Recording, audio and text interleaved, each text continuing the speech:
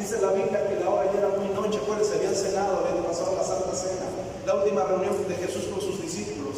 Van todos caminando al huerto de Getsemaní, que hasta el día de hoy todavía no detectan cuál era ese huerto. Se tienen algunos indicios, pero geográficamente no se sabe todavía cuál es.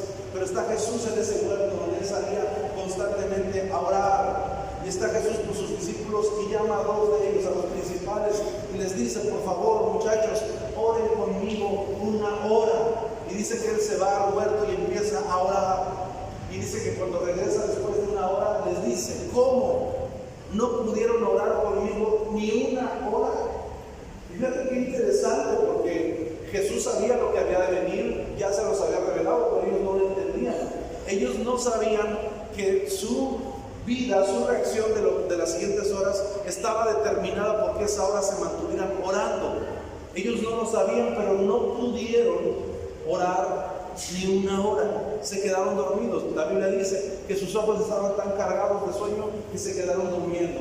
Jesús regresa, los reprende, le dice: hey, voy a orar, esto que oren conmigo una hora. Se vuelve a ir y cuando regresa los vuelve a encontrar dormidos y dice: no, ya, tranquilo, descansen ya la hora que tenemos que esperar se pasó. Yo me preguntaría, ¿cuántos de nosotros por lo menos una hora podemos orar? Algunos de nosotros juntamos la cantidad de minutos que oramos en la semana y yo creo que ni una hora oramos. Y Jesús lo ponía como una medida mínima de orar. Yo sé que no todos lo hacen, yo sé que no todos lo pueden llegar a hacer, pero sí que tenemos que esforzarnos para aprender no solamente a orar para cumplir el tiempo, sino mantener una vida de oración con Dios, porque definitivamente eso es uno de los rasgos que tiene un discípulo de Cristo. Y hoy nos toca ver el sexto tema. Hemos estado viendo temas anteriores sobre cómo ir orando, 6 pasos anteriores de cómo orar.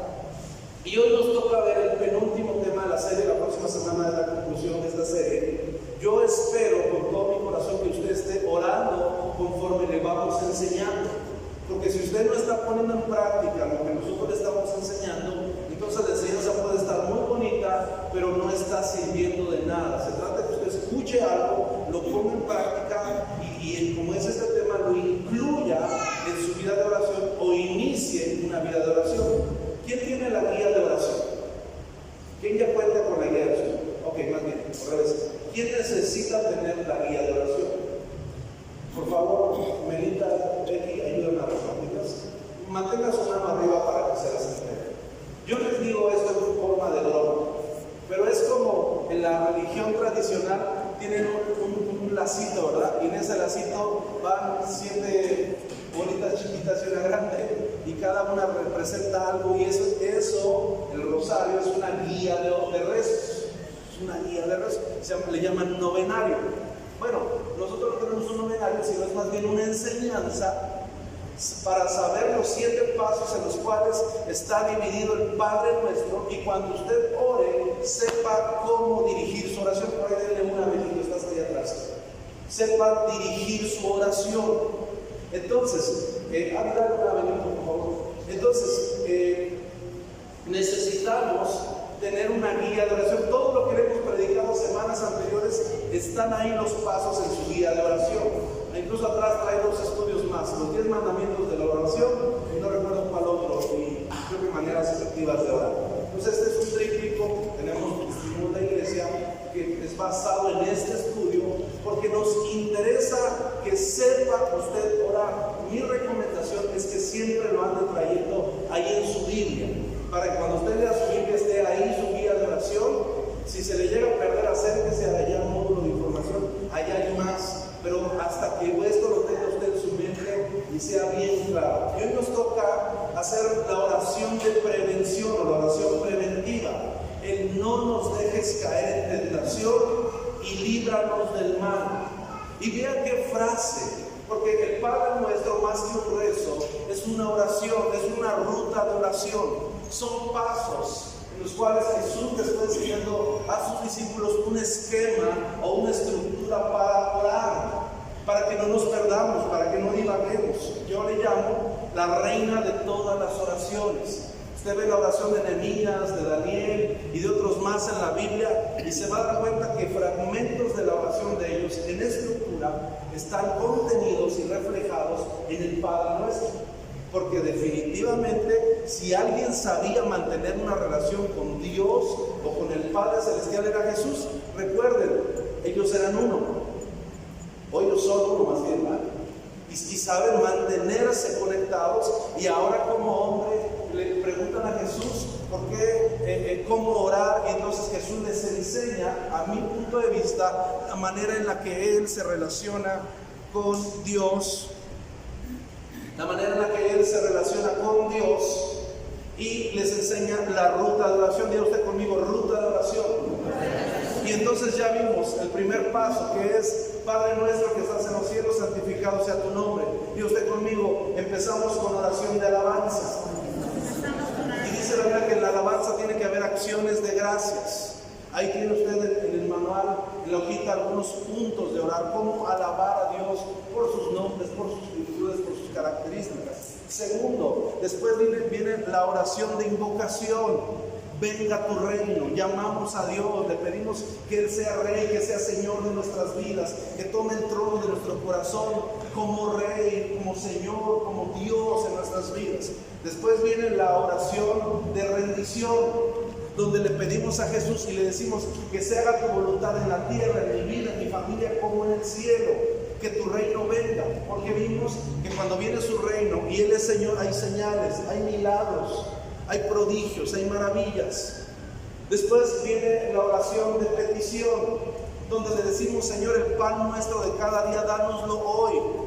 Y es ahí donde le pedimos, porque la Biblia nos dice en Mateo 7:7, pedir y se os dará. Y vimos algunas semanas cómo hay que pedir, qué hay que pedir, qué pasa cuando no pedimos. Después de que pedimos, también le pedimos perdón. Y le pedimos perdón y perdonamos, que es el quinto paso. Perdonamos a quienes nos ofenden, pero antes pedimos perdón. La misericordia que pedimos es la misericordia que damos. Entonces, le llamamos la oración de limpieza. Diga conmigo, oración de limpieza.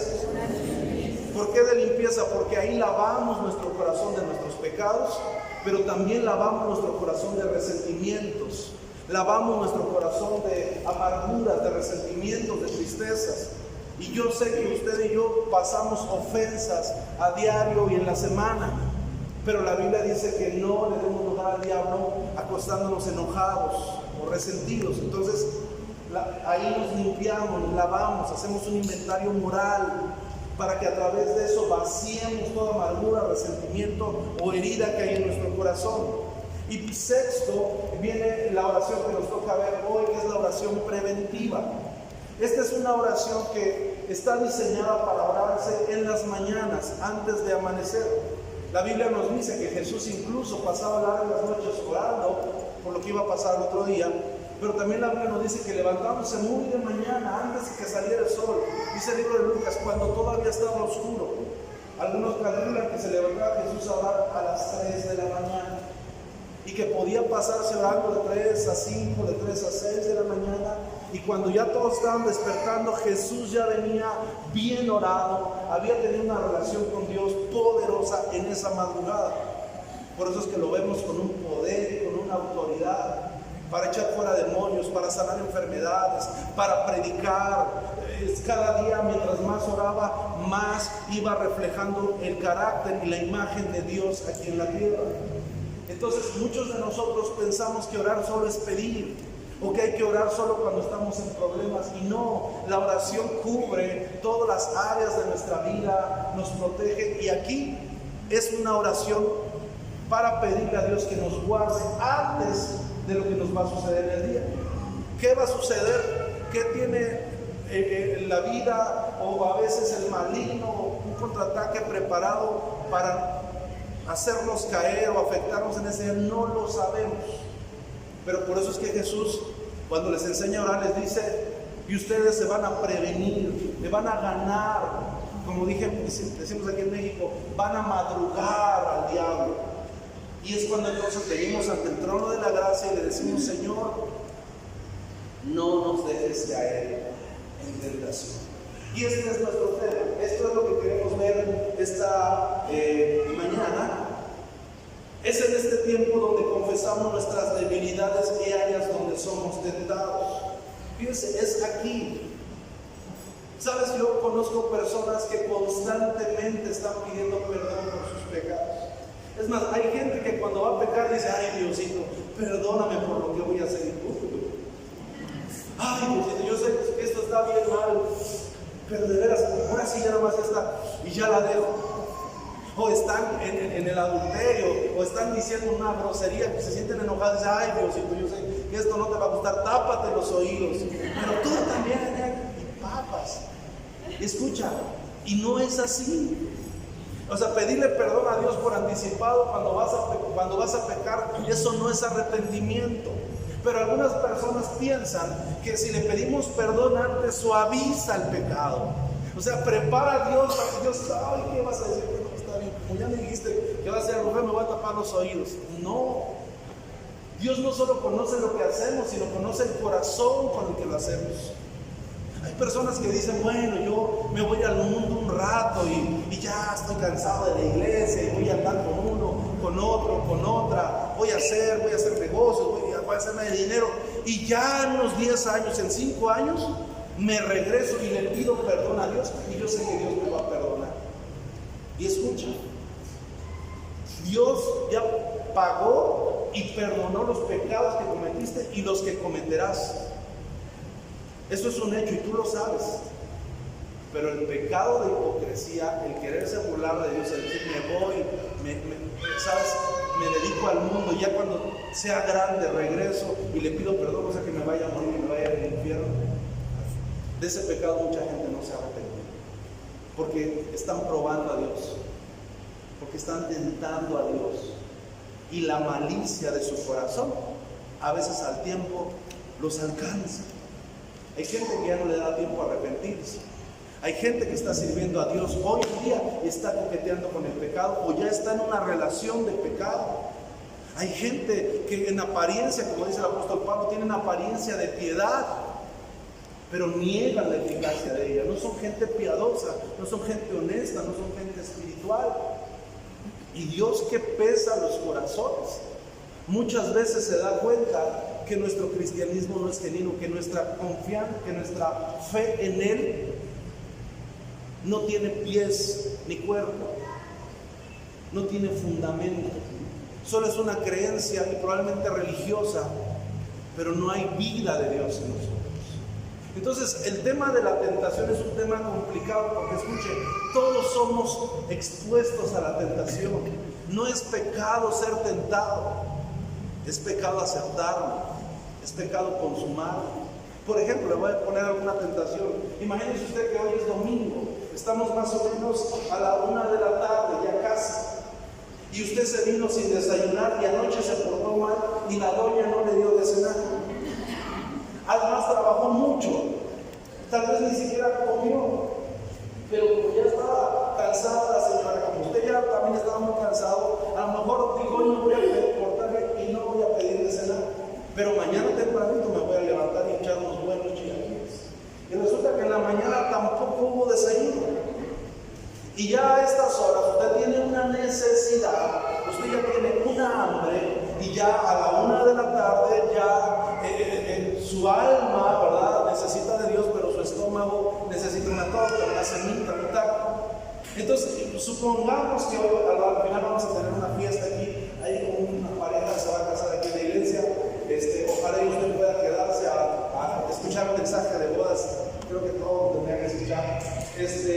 Imagínense que aquí tendríamos a alguien que está haciendo chicharrón. Ay, Padre de la gloria, de cazuela, sus carnitas, sus cueritos, sus tortillas bien apañoladitas, hechas a mano, gorditas, cachetonas, suavecitas, de esas que se doblan y no se parten.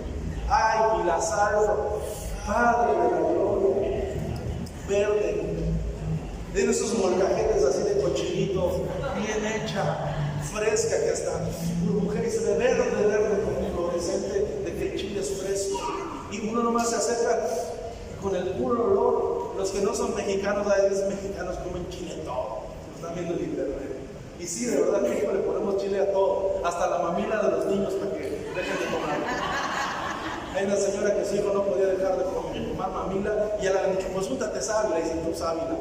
Y el niño seguía ahí con el chupete. Y le dice, ¿qué pasó? ¿Se quitó? No se me ha quitado. ¿Pero por qué? Le gusta también la sábila. Y entonces le dijo, pues ponte chile, y que se pone chile. Y entonces se pone chile y le dice, ¿qué pasó? ¿Sí? No, el chamaco también me salió bien mexicano y comedor de chile. Aquí en México le echamos chile a todo, hasta el pecho de la mamá. Bueno, entonces imagínense ustedes estas horas ahí, una cazuela o una cecinita asada en su carboncito y subiendo los colores como holocausto. Y ahí sus tortillas y sus frijoles, sus rábanos. ¡Ay, Cristo! Que estemos aquí predicando, se mete ese olor.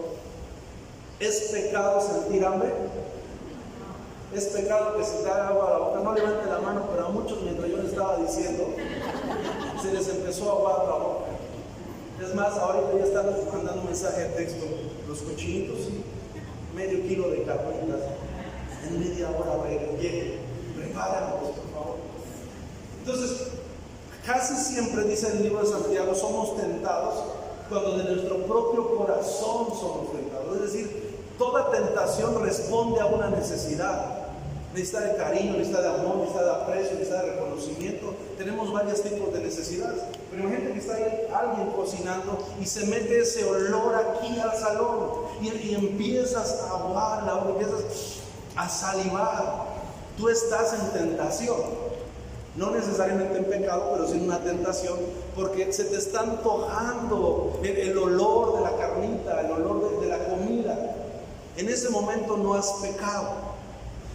Digamos, tomando esta ilustración, pero si tú estás, después de que te entra por el olfato o escuchas el tronar de los chicharrones, entonces tu mente, dice el libro de Santiago, una vez concebido el pecado, entonces ya que vino la tentación, tu mente empieza a generar imágenes, a lo que en criminología le dicen premeditación.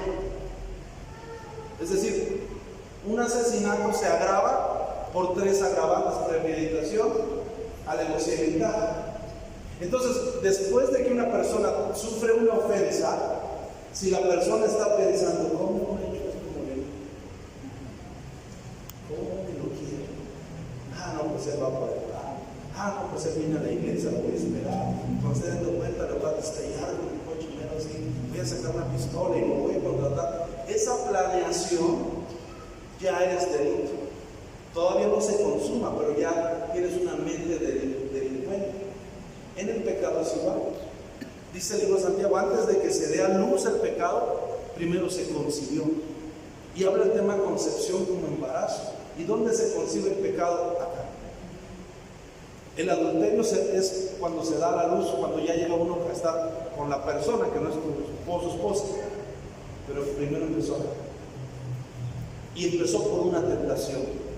Una sonrisa, viene alguien y dice, hola guapo. Y uno siente revolto, más en la casa no le están haciendo caso. Por eso es que la mujer debe ser cariñosa con su marido, para que el marido no tenga necesidades. Por eso es que Pablo le exige a las familias que cumpla, a la pareja que cumpla con el deber conyugal y no se abstengan unos a otros para que no sean tentados. Y hoy es un deber, escuchen el mensaje de rato en la boda, el por qué se llega a esa condición. Pero escuchen, entonces siempre la tentación nos mueve más cuando hay una necesidad insatisfecha. Necesita de aprecio, necesita de amor. Mucha gente que está en adulterio es porque tienen una necesidad de amor, no tuvieron amor suficiente en su casa, en su crianza o en su matrimonio. La gente que pelea está más expuesta al adulterio, a la fornicación. Puede ser carnal o puede ser mental, puede ser almático. Pero es que yo chateo con alguien y me dice que soy bonita y que me quiere y que sueña conmigo y que me desea tener en sus brazos. Pero pastor, yo no le he sido infiel a mi esposo, aún en la cama. Pero Jesús dijo, el que mira a una mujer para codiciarla en su mente, ya adulteró con ella en su corazón. La persona, escucha, fue tentada cuando le mandaron el link y le dijo, hola bonita, hola, qué guapa, qué afortunado tu marido de tener esa belleza de mujer. Y la mujer dice, oye, Señor, reprenda a Satanás. Pero ¿cómo me dijo usted hoy? Y entonces la mujer queda atrapada porque el marido ya no le dice, te quiero, estás bonita, eres hermosa, quiero estar contigo. Esa necesidad, ese genera un vacío en el alma. Y entonces la mujer se atrapa, o el hombre también. Porque escuche, la Biblia dice que la mujer es vaso, pero también dice la verdad que es el vaso más frágil. Pero también dice la verdad que el hombre lo es también. Es decir, usted es vaso frágil y no cree que el hombre es vaso de pere o cántaro michoacano. Parece, pero no, también se quiebra, también se fractura, también se lastima. Que la mujer es vaso más frágil, o sea, que hay que tratarlas con más cuidado, sí, pero también el hombre tiene necesidades afectivas. Que le digas que se ve bien. Hoy mi esposa me dijo, hoy te ves bien guapo. Yo le dije, ay, yo tengo ese problema, siempre me veo así. Le dije, gracias, se siente bonito que te digan eso. Y ahora, yo no sé si usted me ve así, pero como mi esposa me ve así, me hace el día. Y me hace sentir bien, y me arranca un suspiro. Me hace sentir bien, me consuela, me siento importante, me siento valorado. Eso hace que me trate de ver más guapo la próxima semana, a ver si le arranco otro piropo de esos o uno más atrevido. Pero no le va a ir. ¿Me escucha? También el hombre tiene necesidad de afirmación, de admiración, de aprecio. Y cuando no entendemos esta parte, entonces el silencio genera vacíos. Y ese vacío engendra una necesidad. Y tú con hambre, escucha, lo que sea te comes. ¿Cuántos han ido al súper y están ahí, no sé, a mí no me gustan los huevitos de bolsa, pero te los ponen ahí con limón y sal? No me gustan, pero con hambre, lo que sea me como. De verdad, porque ya no obedece a una decisión, sino a un instinto, sino a una necesidad de comer. Mucha gente queda atrapada en el pecado, no por el pecado en sí, sino porque no supo manejar la tentación. Y el marido no supo detectar, hablando de pareja, las necesidades de la mujer afectivas, espirituales. La mujer tiene tres necesidades: protección, seguridad y alabanza. La mujer constantemente le dice que estás bonita, qué hermosa estás, ay, pienso en ti todo el día, ay, qué chula te ves hoy. Y no sabemos detectar esas necesidades, y entonces por eso es que a veces la mujer se siente vacía. Dice, estoy casada, pero me siento bien más joven. Estoy rodeada de hijos, pero siento que a nadie le importo. Le importo más al de la carpintería, como por lo menos me dice güerita. Yo siempre digo que si usted quiere subir su autoestima, se dé una paseada por el mercado, en las frutas y verduras. Porque tú llegas y vas pasando, ¿qué pasó, güerita? ¿Qué le damos? ¿Qué pasó, chaparrita? Señora bonita, ¿qué va a llevar? Aguacate, rábano. Si usted sufre mucho de la autoestima, pase 5 veces. Y ya sale usted con la autoestima tope y dice, ahora sí, echen unos aguacates. Pero el marido a veces falla porque no sabe detectar las necesidades emocionales con la mujer. Y entonces dice la Biblia que el pecado es concebido, dice el libro de Santiago, no voy a alargar mucho. Y entonces empieza a haber una necesidad. Y empezamos a caer en tentación. Y cuando tú empiezas a concebir la tentación, entonces la tentación empieza a producir deseo. Empiezas a pensar, empiezas a obsesionarte. Ya sea en comida, sea en una persona, sea en el halago, sea en alguna codicia, en dinero, y empiezas a meterte en ese rollo hasta que finalmente pecas. Decimos que esta es una oración preventiva porque aquí es donde tú y yo tenemos que abrirnos al Señor. Dice la oración, no nos dejes caer en tentación. Es decir, Dios, claro, el paso anterior era perdona nuestros pecados. Cuando nosotros le estamos diciendo perdona nuestros pecados, es porque ya cedimos a la tentación. Pero Jesús nos lleva 1 paso antes y nos dice, en lo sucesivo, No solamente me vengas a pedir perdón, sino adelántate a las áreas en las cuales tú eres tentado. Y todos tenemos áreas en las que somos tentados. Todos. El libro de Juan dice, si alguno dice que no peca, el tal es un mentiroso. Todos. Cuando dice todos, todos pecamos. Pero hay áreas en las que somos más tentados. Entonces, Señor Jesús, conociendo el corazón del hombre, el corazón del ser humano, entonces Él nos lleva en una oración donde nos enseña a pedir no perdón, sino a pedir ser guardados no solo del pecado, sino ser guardados de la tentación y del mal. En esas áreas donde somos tentados. Entonces, en este paso es donde nosotros reconocemos nuestras debilidades y áreas donde somos tentados. Aquí es donde tenemos que hablar cara a cara con Dios. Es aquí donde tenemos que tratarlo y donde tenemos que acabar esa tentación, esa pasión o ese deseo.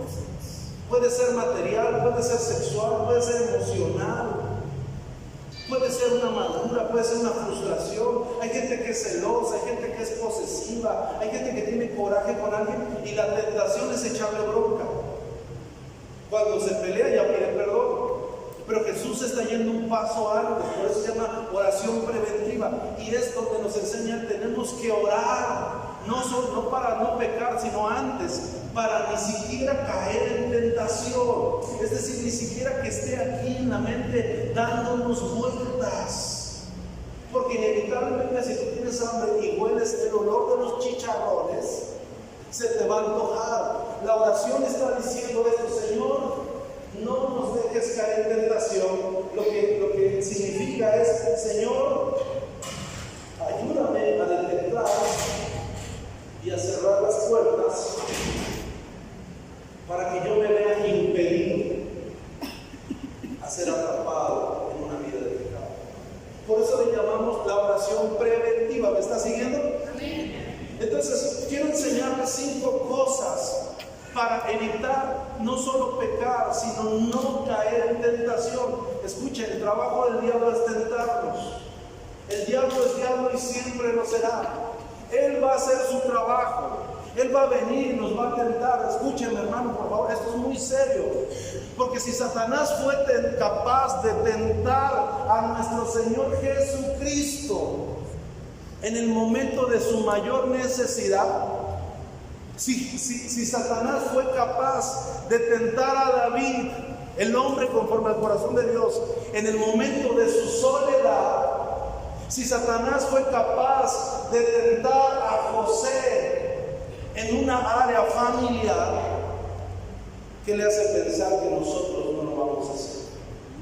Y si somos sensatos, tenemos que saber reconocer que constantemente estamos batallando, no solo con el pecado, sino con la tentación.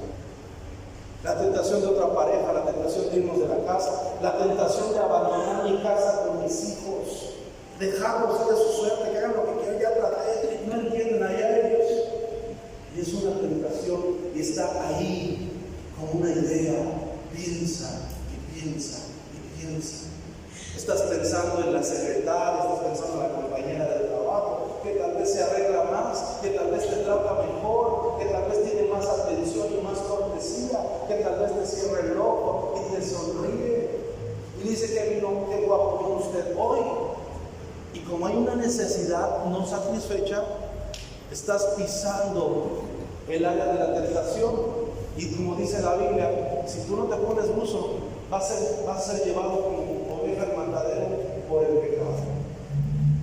Entonces debemos de cuidar, y por eso es que Jesús es tan sabio que nos da una oración para evitar caídas, hogares destruidos, ojos llorosos, corazones destrozados. Y la oración es: no nos dejes caer en tentación y líbranos del mal. Lo primero que tenemos que aprender hoy es que Dios no quiere vernos caer. Hay gente que dice: bueno, pues ya caí, pero era de Dios. Es que yo tenía que aprender esto para valorar a mi familia. Es que yo tenía que ser infiel para entender que tengo que cuidar a mi familia. Escúchame, no. De verdad no. Dios no trabaja así. La Biblia dice: Dios no es tentado ni tienta a nadie. La tentación no viene de Él. Uno de los nombres que se le dan al enemigo, al adversario, es acusador, pero también tentador. El diablo es un tentador, ese es su trabajo. Ahora escuche, el diablo se te va a presentar y no es rojo ni con cachos ni con cola. El enemigo se te va a tentar a través de una provocación, a través de una persona. Hoy no solamente te tienta a través de una mujer al hombre, hoy también te tienta a través de otro hombre. Hay un video en internet donde se ve que un hombre va subiendo la escalera eléctrica y va así agarrándose de la baranda, y se ve en el video de internet cómo baja primero una muchacha guapa y les agarra la mano y les hace. Y el tipo se queda: rayos, repámonos, ¿qué está pasando aquí? Y se indignan algunos, pero algunos sí se atrapan, aunque van con su esposa. Pero en el mismo video, a veces en lugar de poner una modelo, ponen a un hombre. Y entonces va el hombre así agarrado en la escalera eléctrica que va subiendo, y entonces pasa un hombre y lo agarra y lo toca. Y algunos se indignan: pues ¿qué pasó? ¿Toco madera? No soy así. No se me cae la mano. ¿Cómo? Pero hay algunos que se quedan y dicen: ay, hola. Entonces hoy, antes de la tentación venía casi de una o dos maneras. Hoy el enemigo tiene muchas maneras de tentarnos. Hacer una pareja swinger, hacer una pareja liberal, a vivir un amor de condominio, a vivir con mi pareja solamente como roomies, como compañeros de trabajo, pero no tener una relación real. Hoy en día, cada día se saben más cosas que se hablan en secreto. Hermanos que andan con las cuñadas que andan con los hermanos, con los primos. Es que las cosas se han puesto peor. No, siempre ha sido así, solo que hoy se dan a conocer. Porque el diablo tiene un trabajo, y escúcheme, lamentablemente lo hace muy bien. Y el problema es que cuando tú caes y ya estás en una relación de adulterio, toda relación de adulterio y de infidelidad te va a llevar a despreciar tu relación primaria. Y a veces hay gente que está haciendo lo necesario para que el otro lo vote, porque en sí lo que quiere es irse con aquel, es irse con aquella. Está aguantando, pero a veces la está fastidiando, porque lo que quiere es que el otro se fastidie para no cargar con la culpa e irse con él o irse con ella. Pero escucha, Dios que conoce los corazones no ve solamente lo que haces y dices. Dios ve la intención de tu corazón. Y te puedes burlar de todos, pero no de Dios. Y la Biblia dice: apresará al malo su misma maldad. Acuérdese, el que a espada mata, a espada muere. Pero también dice un dicho de la sabiduría popular: el que las hace no las consiente. Y generalmente la gente que es infiel termina traicionando. No una, dos, tres, 5 veces. Muchas veces. Las estadísticas dicen que una persona que rompe su matrimonio con la pareja, el 90% de las personas no se quedan con la amante. El que dejó a su esposa te va a dejar a ti también. Y después, dicen las estadísticas que se queda con la tercera o cuarta pareja. ¿Y sabes cómo se queda? Dejando hijos y se queda casi siempre solo. O solo. Si es mujer está peor, se queda llena de hijos. Entonces, Dios no quiere eso. Dios no quiere vernos caer. Entonces, es en esta oración. ¿Está aquí todavía? ¿No está molesto conmigo por lo que le estoy diciendo? Nos anticipamos a aquellas cosas que nos angustian o amenazan o nos tientan personalmente. Cada uno sabe en qué áreas es tentado y comúnmente falla. Escucha, cuando tú ya fuiste infiel y tu familia o tu esposa te perdonó, ahora vienen otra serie de luchas cuando tú ya regresaste. Porque ahora ya estando en la nueva casa vas a estar comparando. Estaba yo mejor con la abuela. Me trataba mejor el chavalito. Los domingos eran más diferentes, divertidos. Porque el pecado fue perdonado, pero hay que entrar en un tiempo muy poderoso. Escapa de la tentación, gracias, y del pecado. Tengo 10 minutos. Número 1, Dios no quiere vernos caer, pero es en esta oración donde nos anticipamos a aquellas cosas que nos angustian, amenazan o nos tientan personalmente. Y cada uno debe saber qué áreas es tentado y hablar con Dios, porque son áreas en las que comúnmente falla. Recuerde, Dios no nos envía una enfermedad o un problema para educarnos. Dios es fiel y no permitirá, dice la Escritura, que seas tentado por encima de nuestras fuerzas. Antes bien nos dará al mismo tiempo que la tentación, escúcheme, los medios para resistir. Dice 1 Corintios 10:3. En la versión Mayorera 60 dice: pero fiel es Dios, que no nos dejará ser tentados más allá de nuestras fuerzas, sino que con la prueba dará la salida. Me gusta esta versión internacional porque dice: les dará al mismo tiempo que la tentación los medios para resistir. Es decir, gracias, Dios no solamente nos... Qué rápido pasamos 5 minutos, ¿no? Dios no solamente nos dará los medios, no solamente nos quiere guardar del mal, sino nos da la fuerza para resistir. ¿Y sabes cómo es? A través de su Espíritu Santo. Por eso también en Hebreos capítulo 4, versículo 16 dice: acudimos ante el trono de la gracia para hallar gracia. Y mira qué frase: oportuno socorro. ¿Qué significa oportuno socorro? Justo en el momento preciso. O sea, Dios te va a rescatar antes de que caigas, pero ¿qué tienes que hacer? Acudir al trono de la gracia, orar. Papá, tú sabes que yo estoy teniendo esta lucha, tú sabes que yo estoy teniendo esta tentación. Ahora, hay pecados escandalosos y hay pecados odiados. Ay, papito, tú sabes que me prohibieron el refresco, pero es que esa es la coca muy fría, es de las chiquitas. De vidrio, no, es mucho. Ay, Diosito, pues perdóname, cúrame de la diabetes y saca tú, te la refieres. Y ya en la noche andas ahí familiares. Dice, no sé cuántas cosas más. Ay, perdóname, ya no lo vuelvo a hacer. 3 días después, chiquito, 3 traguitos nada más. Hay tentaciones cotidianas. Quedarte dormido más tiempo, no leer tu Biblia es una tentación, enojarte con alguien o resentirte con alguien es una tentación, y que generalmente mordemos el anzuelo, nos la comemos. Una dona. Ya cenaste, estás full, está lleno el estómago, el esófago, la garganta, la tráquea y hasta la muela del juicio. Y te dicen: compadre, mira, ahí tengo un pancito de elote, tengo un panquecito ahí con su bolita de helado. ¿Qué te parece? Para finalizar la comida, nos lo comemos. Y dices: ay, compadre, yo ya no, es que de veras. Dice: pues ahí te lo dejo a ver si quieres. Si te apetece, cómetelo. Muchos están riendo de culpa y de vergüenza. Y está ahí, está en la mesa. Y tú estás con una cuchara. Pero más la orillita así, hojita blanca, así. Bueno, tantito la ida del caldito que sobró. Para hacerte pena que se desperdicie. Y le das. Te echaste 2 rebanadas, 2 helados y 3 cafés.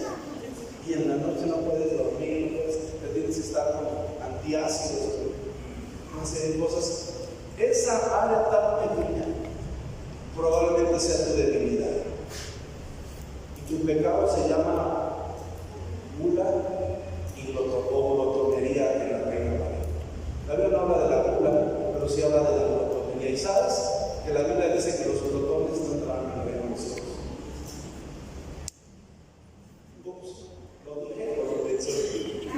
Pero te digo algo, esa es un área con la que yo batallo. ¿Y qué hago con eso? Procuro ejercer dominio propio. Entonces, ¿qué hago, pastor? No voy a la casa de mi padre. Bueno, podría ser una medida radical y efectiva. Pero una vez es decir: no, padre, no. Y agarras el plato y dices: no, yo no sé porque me conozco.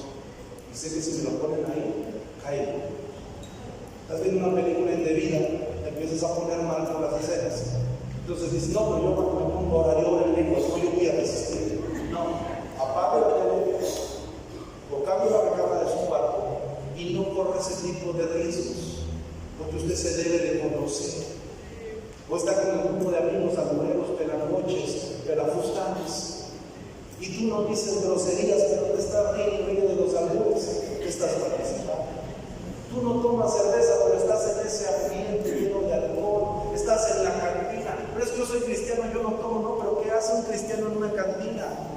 ¿Qué hace un cristiano en un lugar donde se vende cerveza, pomo, droga, tachas, mota?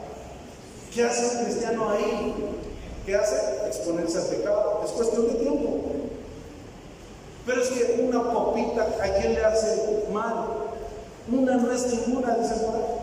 Dos es la mitad de una. Pero como tres es una, volvemos a empezar. Esos eran mis argumentos. Yo estaba antes de Cristo.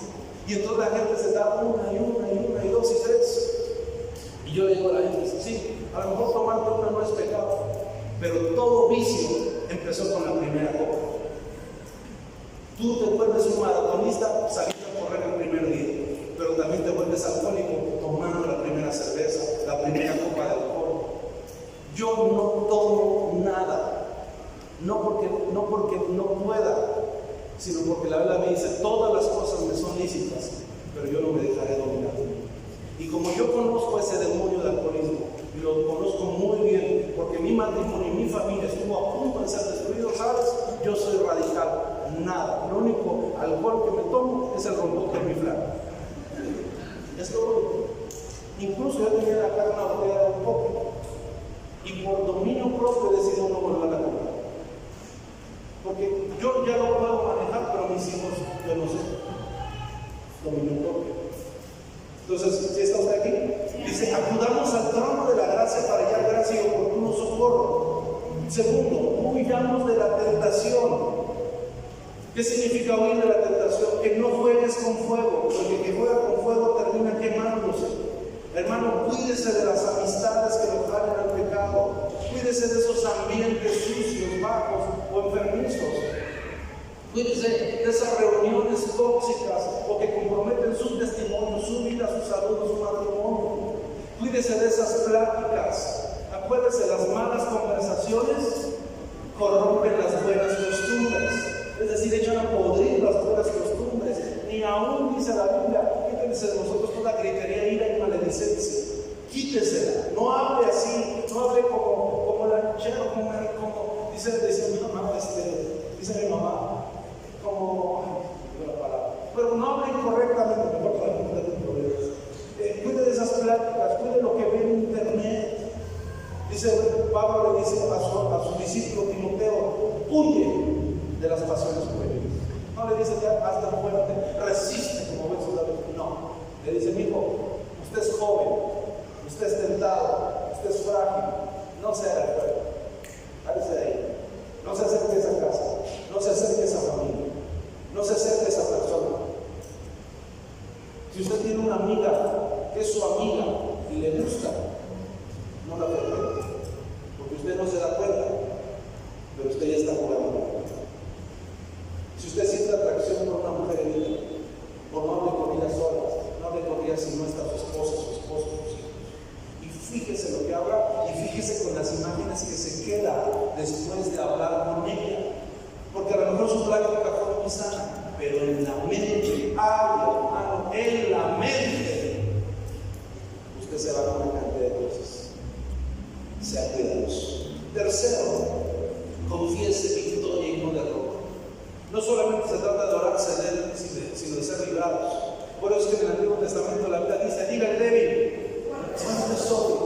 Tenemos que aprender a no solamente a tener fe, sino a hablar en fe.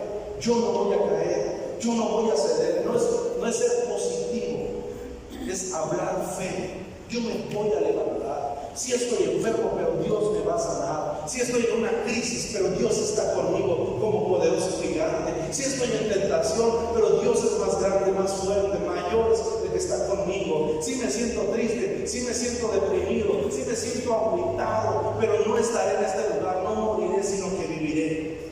Hay tres textos que le tengo para compartirle, para confesar victoria y no derrota. El libro de Judas capítulo 24 dice, poderoso es Dios para guardarme sin mancha ni caída. Este es uno de los textos que más yo oro, es uno de los textos que más confieso, porque hablan no de mi buena voluntad, sino del poder de Dios para evitarme caer. Y muchas veces Dios Dios se me atraviesa y no me deja pasar. Gracias. Entonces, ¿qué tenemos que hacer? Confesar victoria y no derrota. ¿Está aquí? Diga conmigo, a partir de hoy, hablaré victoria y no derrota. Diga conmigo, poderoso es Dios para guardarme sin mancha ni caída.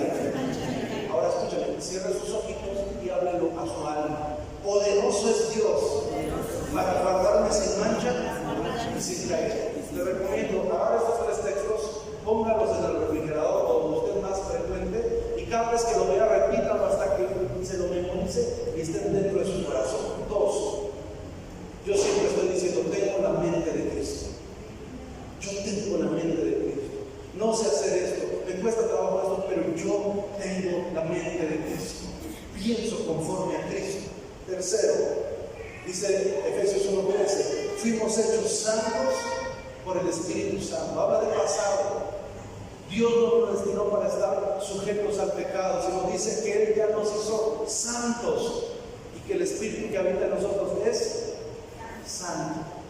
Entonces, depende de mi esfuerzo. Sí, ay, compadre, usted no tiene fuerza de voluntad. Sí, probablemente, pero tengo al Espíritu Santo de Dios que me anhela celosamente y que como un obstáculo se me opone, y no solamente eso, sino que me ayuda a amar en santidad. Qué rico se siente, amado, dormir al lado de tu esposa, o comer al lado de tu familia, o salir a la calle sin estarte cuidando que te vea la otra, sin estar cuidando que no te saquen fotos porque la otra se puede enterar, o el otro. Qué rico se siente sentarse a comer con el dinero que tú trabajaste honestamente, sin estar pensando que el día de mañana se van a dar cuenta del desfalco que hiciste, de la tranza que en la caja decía 2 y le sacaste 2, y que estás pidiéndole a Dios que no se den cuenta para que no te echen de la empresa. Sentarse a comer con la tranquilidad de que tenemos un dinero bien ganado, que así salgamos al parque, podemos salir con nuestra esposa tomada de la mano y podemos salir con nuestra carita en alto, porque no le debemos nada.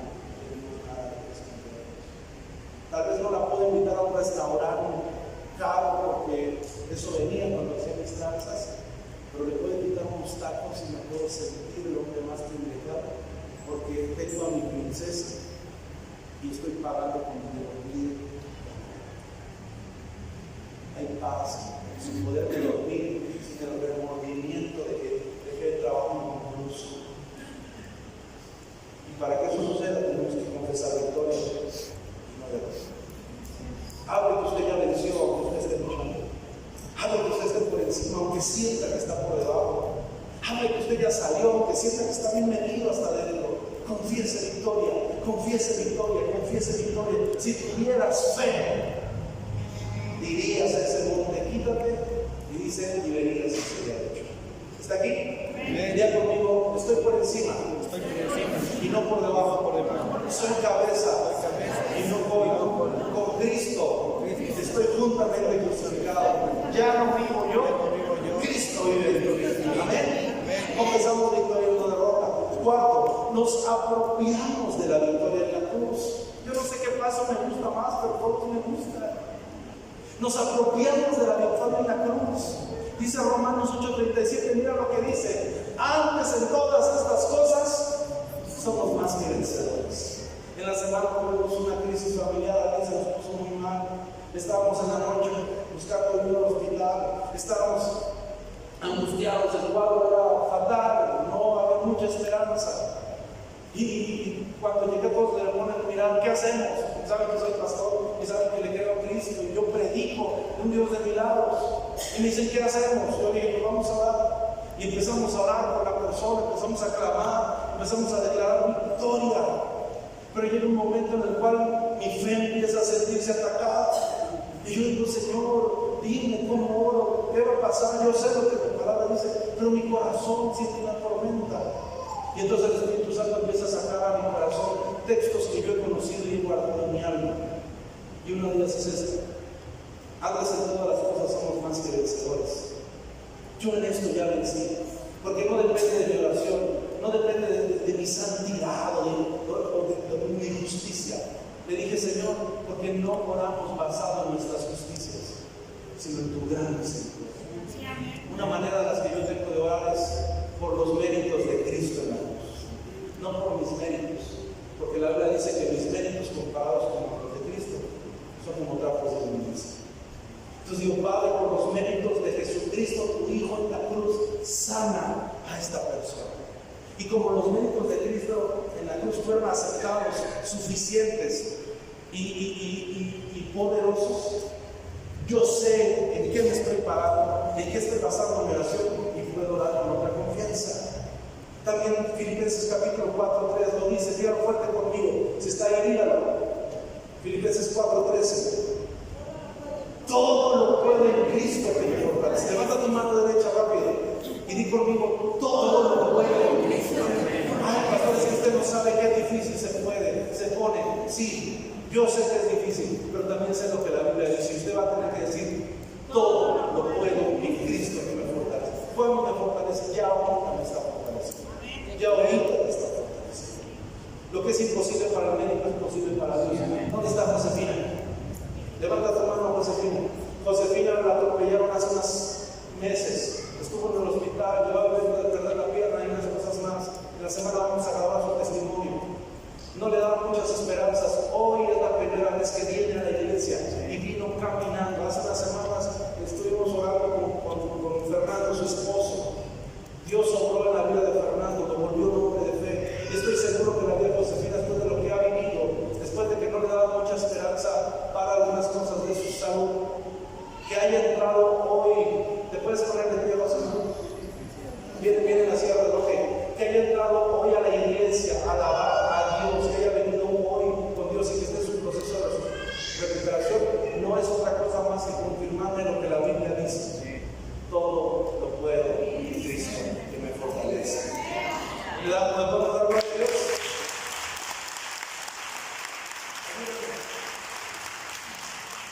Y por último, pedimos libertad del mal, pedimos ser librados del mal. A Job, Dios permitió a Satanás probarle. Pedro fue pedido para ser zarandeado, es decir, la tentación siempre va a estar. Job era un hombre recto, fue un hombre que tenía buen testimonio para con los hombres y para con Dios. Pero eso a Satanás no le impedía quererlo tirar. Es más, por eso lo quería tirar, porque era un hombre de Dios. Pedro estaba caminando con Jesús. Pedro era un discípulo de Jesús, era uno de los principales. Y cuando Jesús está orando, unos días antes de ir a la cruz, dice: Pedro, Satanás te ha pedido para zarandearte, es decir, va a ser tentado, va a ser probado. Jesús fue llevado al desierto también para ser tentado. Pedimos aquí en esta parte ser librados del mal. Primero hablamos de la tentación, pero te quiero hablar por último para terminar del mal. Esta oración tiene dos partes. Padre, no nos dejes caer en la tentación. Y tenemos que orar esta parte y nosotros mismos no meternos en la tentación.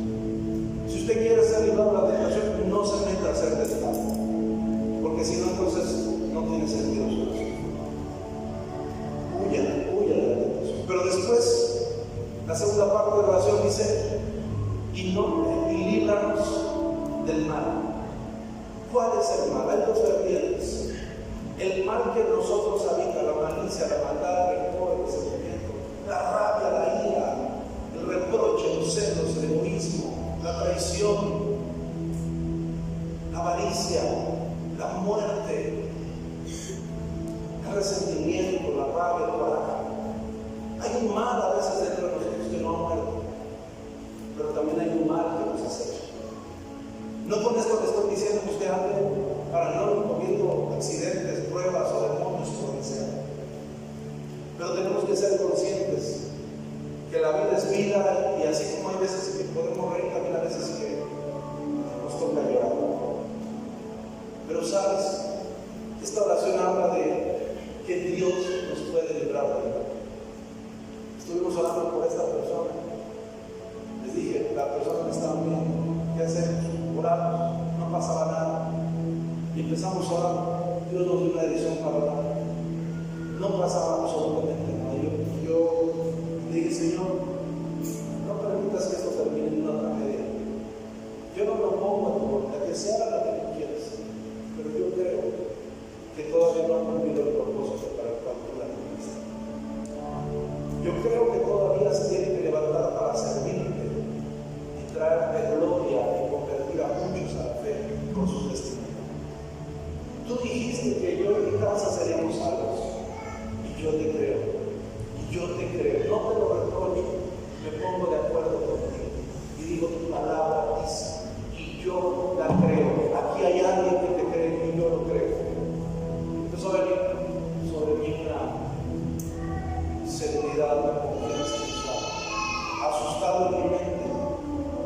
preocupado, angustiado muchísimo, pero había una paz en nosotros. Agarramos a esta persona, la estamos llevando al hospital y justo vamos saliendo a la puerta de la casa. Minutos después se levantó para entrar al puerto, que queríamos regresar, pero ya no duele. ¿Cuál es el problema? Tuvimos uno responsable y llevemos también.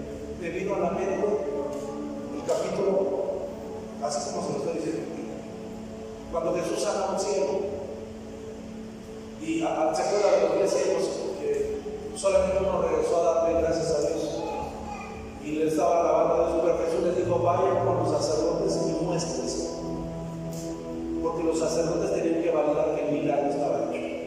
Si usted recibió un milagro, vaya con el médico y traiga la constancia que diga: había cáncer y ya no lo hay, había sida y se fue, había diabetes y ya no, o se encapsuló. Y yo dije: no, muy bien. Fuimos al médico, empezaron a dar un tratamiento, no la pudieron intervenir y al cabo de 2 horas nos la regresaron caminando. ¿De quién estoy hablando? Esta semana estuvo a punto de morir mi madre. Ya se estaba despidiendo de nosotros. Cuando yo entré, los ojos estaban sumidos, la piel verde, las fuerzas de las manos frías. Yo he estado en muchas muertes, muchas, más de las que pensé. El brillo solo estaba apagado, estaba agonizando. Y me decía: amigo, por favor, no dejes. Yo me quiero morir aquí en la casa, no dejes que me muera esto. Y yo fui tentado a dudar. Yo estaba siendo tentado, asustado, a salir corriendo, a actuar como hombre. Decir: no, sí, vamos. Yo le dije: Dios, ayúdame, porque el tentador está aquí. Pero también el mal está viendo sobre mí. Tú dijiste, papá, tú me prometiste, esto tú lo hablaste. Y es ahí donde nosotros queremos ser librados. Días antes un olor a muerte había estado en la casa. Cuando mi esposa me dijo eso, me dio más confianza, porque dije: listo, ya está. No es la voluntad de Dios, es nuestra. Tengo confianza porque ahora sé lo que aquí he dicho. Empezamos a orar, empezamos a reprender y empezamos a hacer regreso de trabajo. Ahora, para el día que tiempo, se puso de pie, salimos caminando, regresaron las fuerzas y el dolor se fue. Al parecer se le había reventado una úlcera. Decían los médicos que o se reventaba por dentro, porque estaba sangrando, se le había reventado por fuera. Pero oramos. No le estoy diciendo para que usted diga: ay, pastor, claro, ¿qué fe tiene? No. Le estoy hablando, le estoy ilustrando con cosas que vivo, porque no creo que a nosotros no nos pasa. Le estoy hablando, le estoy explicando esto, porque Él es preparado. Pedimos ser librados del mal y Dios responde.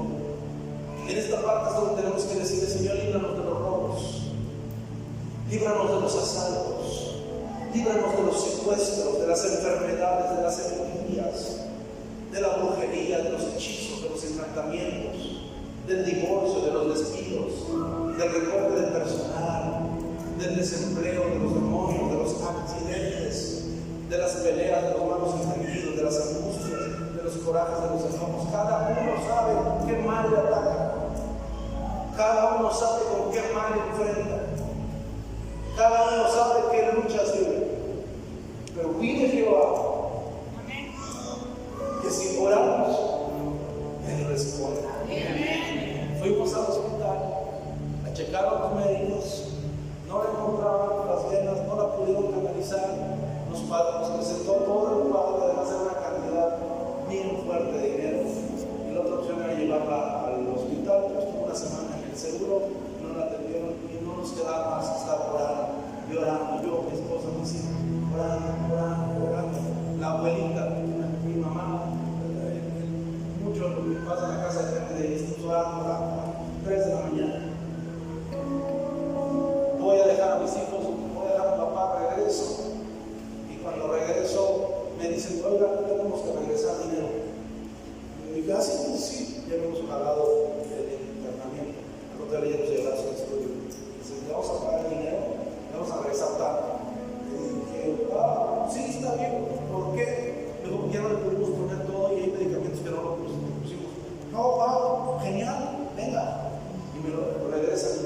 60%. Y cuando regreso la veo sentada.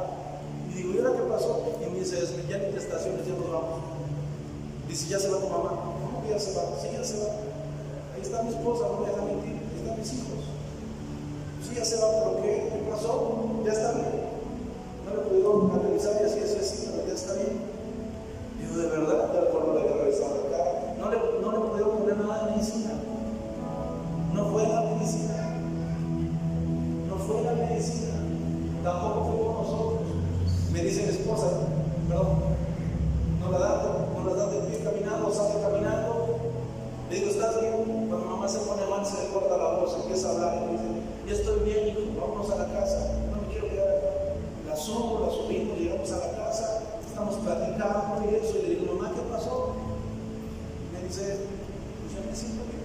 Pero el dolor es, pues no, ya no me duele nada. ¿Estás segura? Sí. Dije, ok, me quedé con ella toda la noche, estuve viendo algunas cosas, cuidándola, orando toda la noche. Y me dice, no, yo no, estoy bien. A cada rato, a cada 2 horas le digo, ¿estás bien? ¿Estás bien? Sí, estoy bien, ya duermo. ¿Qué? Y me platican al siguiente día en la mañana. Mientras tú estabas orando, mientras tú estabas clamando a Dios, y me estaba sobando mi espalda porque además se le dañó la vesícula, tenía la úlcera, mi mamá tiene lupus, el riesgo era que el dolor estaba aumentando, tanto dolor, a cada rato estaba aumentando, ya no tenía que vomitar, y esos arqueos la exponían al paro cardíaco. Es una mujer grande, muy trabajada. Mi esposa le empezó a ministrar, empezó a decir cosas, y después seguía al tiempo, y me decía ella, y esto lo digo no por mí, lo digo por él. Mientras tú estabas sobándome la espalda, yo estaba orando. Yo vi que sentía como, decía, yo sentía alivio. Algo me decía, pero es que en la vesícula, ¿cómo te sobo? ¿Cómo te ayudo? Digo, no, tranquilo. Mientras tú estabas orando, yo sentía alivio por tus manos. Cada vez que pasabas tus manos, yo sentía como mi espalda se iba mejorando y descansaba y se me quitaba el dolor. El dolor se fue. Ayer todo el día estuvo bien, toda la noche la fui a ver. ¿Estás bien? Sí, estoy bien. Yo llegué en la noche, cuando regresé del hospital, toda la noche estuve diciendo, Señor, ciertamente la Biblia dice, muchas son las aflicciones del justo, pero de todas ellas lo libra mi Padre. Bueno, dice el Salmo 34, este pobre clamó a Jehová, y Jehová lo oyó desde su santo templo, y lo libró de todas sus enfermedades. Ese es el paso cuando decimos, Señor, líbranos de la